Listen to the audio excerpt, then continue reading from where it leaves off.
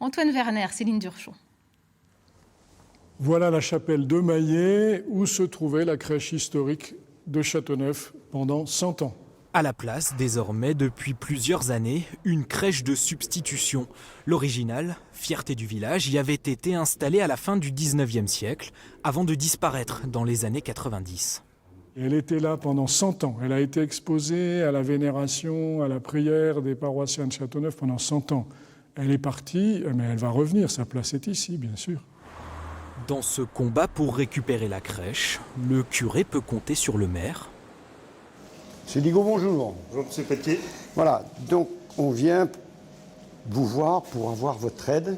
Mais aussi sur les commerçants, pour rallier tous les habitants. C'est un combat global, c'est un combat, c'est pas le maire et le curé, c'est un ensemble, c'est la population entière qui doit être derrière nous, soutenir notre démarche de manière à ce qu'on récupère notre bien, notre patrimoine, qui est issu de la basilique, mais qui est aussi de notre patrimoine communal. Un patrimoine appartenant donc à Châteauneuf, mais aujourd'hui bien loin du Cher. 25 ans après sa disparition, la crèche refait surface sur Le Bon Coin. Elle se trouve à Nîmes, chez un particulier qui a décidé de la mettre en vente. Nous, on l'a achetée légalement, cette crèche. Jusqu'à preuve du contraire, on en est les propriétaires. Si on doit la vendre, on la vend à qui on veut, au prix qu'on veut. Et si j'ai envie de la garder, je la garde. Voilà, on en dispose comme on veut. Mais pourtant, elle est sur Le Bon Coin.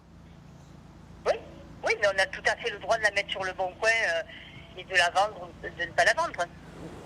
Pas encore de terrain d'entente entre le curé et la propriétaire de la crèche, mais le prêtre est déterminé. Il menace même d'entamer une procédure auprès du tribunal administratif.